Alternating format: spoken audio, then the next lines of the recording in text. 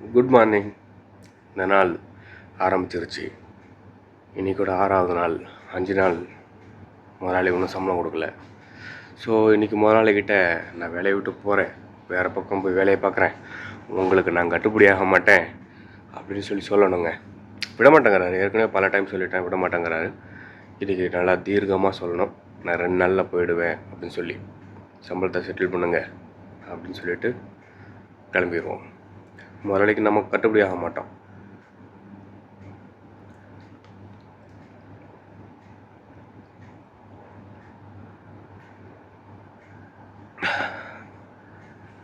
Okay, இந்த நாள் ஆரம்பிச்சிருச்சு.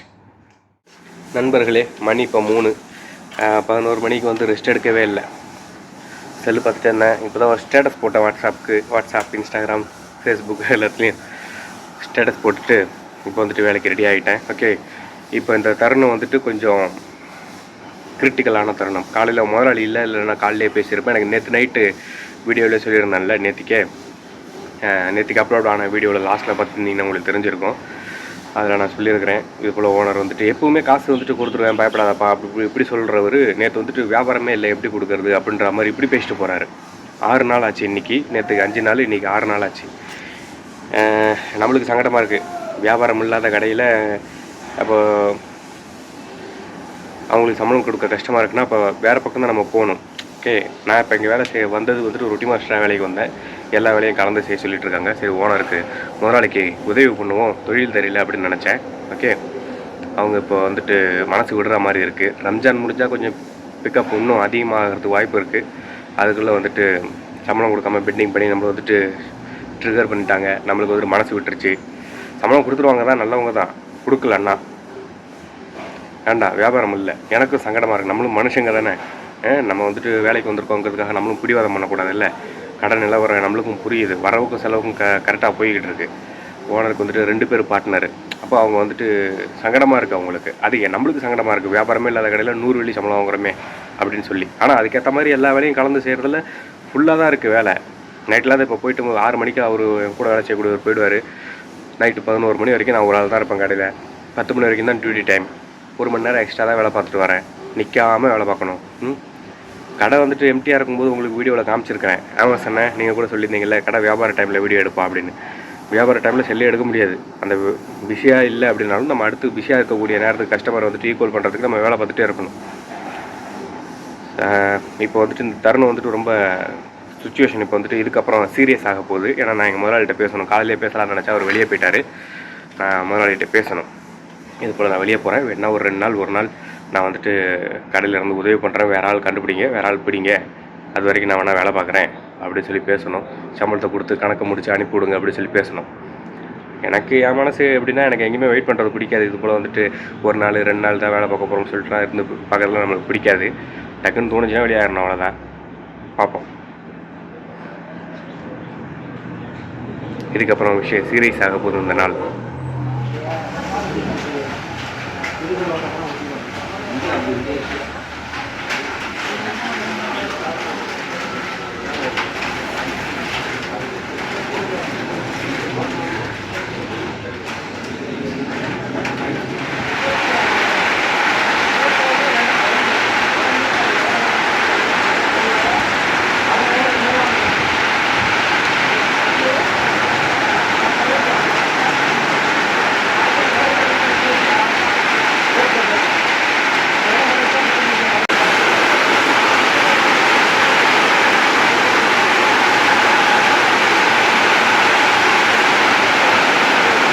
நண்பர்களே, மழை பெஞ்சு முடிஞ்சிச்சு, கடை எடுத்து வச்சாச்சு.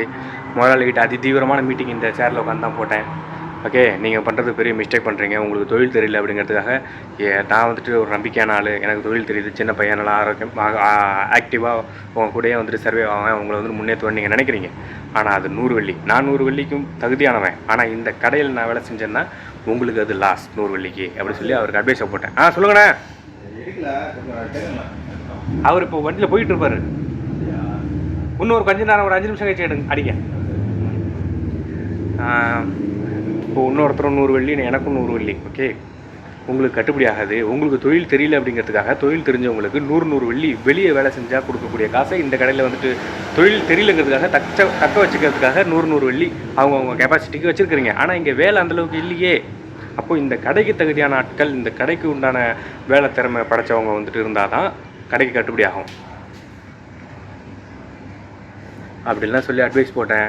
எனக்கு சம்பளம் பெண்டிங் பண்ணுறீங்க, என்னால் வந்துட்டு உரிமையாக வந்துட்டு கேட்க முடியல, ஏதோ தாழ்வு மனப்பான்மையாக இருக்குது, சங்கடமாக இருக்குது. இப்போ 4 நாள் சம்பளம் நிப்பாட்டிங்க, ஏதோ நல்லா வேலை செய்கிறேன், ஹார்ட் ஒர்க் பண்ணுறேன், பயங்கரமாக சம்பாதிச்சு கொடுக்குறேன், இப்பயும் ஹார்ட் ஒர்க் தான் பண்ணுறேன், பயங்கரமாக சம்பாதிச்சு கொடுக்குறேன், பயங்கர பிஸ்னஸ் போகுது அப்படின்னும் போது நான் ஓனர்கிட்ட போய்ட்டு என்னங்க முதலாளி சம்பளம் எங்கே அப்படின்னு நம்ம கெத்தாக கேட்கலாம். அதில் ஒரு கெத்து இருக்குல்ல. இப்போ நம்ம போய் கேட்குறதுக்கு அப்படியே நம்ம கடன் கேட்குற மாதிரி நம்மளுக்கு என்னமோ ஒரு மாதிரி தாழ்வு மனப்பான்மையாக இருக்குது. ஒரு உரிமையாக, ஒரு கான்ஃபிடென்ட்டாக, ஒரு தைரியமாக இல்லை. இங்கே இருக்கிறதுக்கே ஒரு மாதிரி வந்துட்டு அன்கம்ஃபர்டபுளாக இருக்குது அப்படின்னு எல்லாத்தையும் ஓப்பனாக சொன்னேன். புரியுதுப்பா, நீ என்ன சொல்கிறேன்னு புரியுது அப்படின்னு சொல்லி அவர் புரிஞ்சுக்கிட்டாரு. 2 நாளில் சரி 2 நாளில் நான் வேறு ஆள் ரெடி பண்ணுறேன் அப்படின்னா ஞாயிற்றுக்கிழமை இன்றைக்கே நான் சொல்லிட்டேன். இன்றைக்கி 2 நாள் ஆச்சா, இன்றைக்கி சொன்னேன் இன்னும் 2 நாளில் நான் ஆள் ரெடி பண்ணிடுறேன் அப்படின்னு இருக்காரு. ரெடி பண்ணிடுவாங்கப்பா.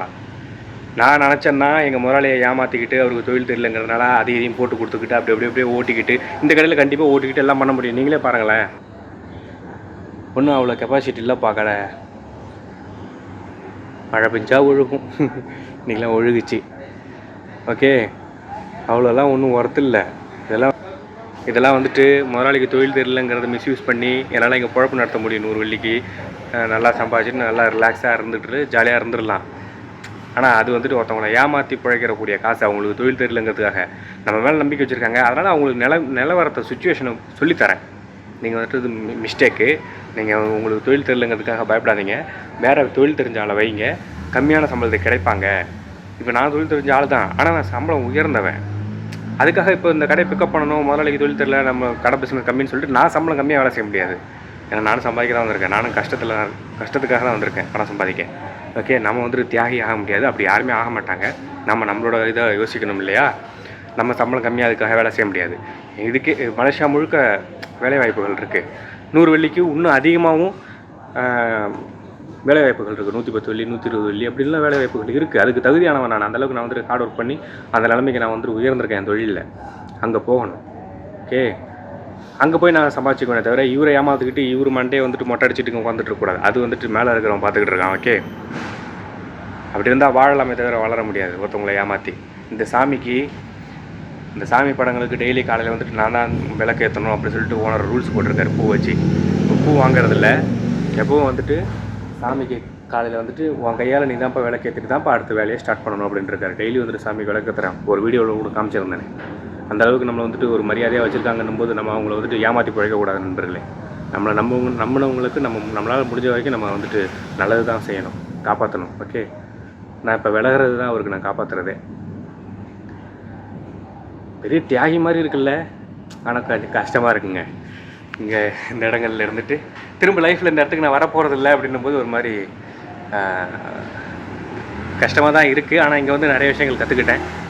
ஓகே, நிறைய பழக்க வழக்கங்கள் ஃபுல்லாக ஊர் மாதிரி தான். இங்கே எல்லாருமே தமிழர்கள் தான். நாளைக்கு ஒரு நாள், நாளான்னைக்கு நைட்டு நான் இங்கேருந்து வெளியாகிடுவேன்.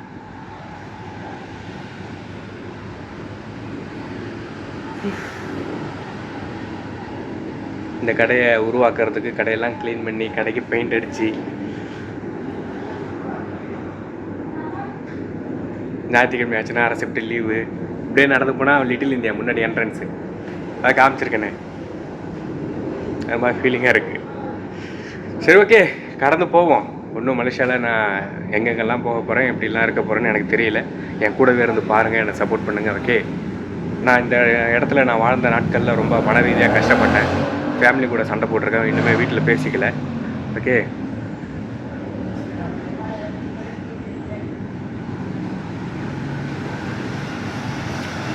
எல்லாத்தையும் கடந்து எந்த ஒரு குடிபோதையும் இல்லாத ஒரு நாளை நான் கடந்துட்டேன் இந்த நாளை. ஓகே, என்ன மாதிரி இருக்கணும்னு நினைங்க. எக்காரணத்தை கொண்டு எந்த ஒரு போதை பழக்க வழக்கங்களுக்கு அடிமையாடாதீங்க. இன்னும் நான் கஷ்டப்பட்டுருக்கேன். அதுக்காக தான் இந்த யூடியூப் சேனல் கண்டென்ட்டே. ஓகே, சும்மா ஏனந்தானு கண்டென்ட் பண்ணிக்கிட்டல, நான் ஆல்கஹால் ஃப்ரீ லைஃப்பை வாழ்ந்துக்கிட்டு இருக்கேன். அதை நான் வந்துட்டு பதிவு பண்ணுறேன். ஓகே, என்னை வந்துட்டு சோசியல் மீடியாவில் என்னை வந்துட்டு பொது வெளியில் நான் வச்சுக்கிறேன். ஓகே, எனக்கு நடக்கக்கூடிய இன்ப துன்பங்களை நான் அதில் ஷேர் பண்ணுறேன். அது இதையும் போட்டு மண்டை ஓடி போய் நான் திரும்ப அந்த போதையை பாதைக்கு நான் போக விரும்பலை. ஓகே, எனக்குன்னு ஒரு கூட்டம் இருக்குது, என்னை அது ஆதரிக்குது, என்ன ஒரு சர்க்கிள் கவனிச்சுக்கிட்டு இருக்கு அப்படின்ற ஒரு கான்ஃபிடென்ட்டில் நான் வந்துட்டு முன்னேறி போய்கிட்டு இருக்கேன். என்னை சப்போர்ட் பண்ணுங்கள். நீங்களும் என்ன மாதிரி இருக்கும்னு நினைங்க. ஏக்காரணத்தை கொண்டு எந்த ஒரு போதை பழக்க வழக்கங்களுக்கு அடிமையாடாதீங்க. ஓகே, எல்லோரும் பார்த்து பத்திரமா இருங்க. தொடர்ந்து பாருங்கள், சப்போர்ட் பண்ணுங்கள், சப்ஸ்கிரைப் பண்ணிக்கோங்க. இந்த வீடியோ எப்படி இருக்குன்னு சொல்லி கமெண்ட் பண்ணுங்கள். ஓகே, மீண்டும் சந்திப்போம் நாளைக்கு வீடியோவில்.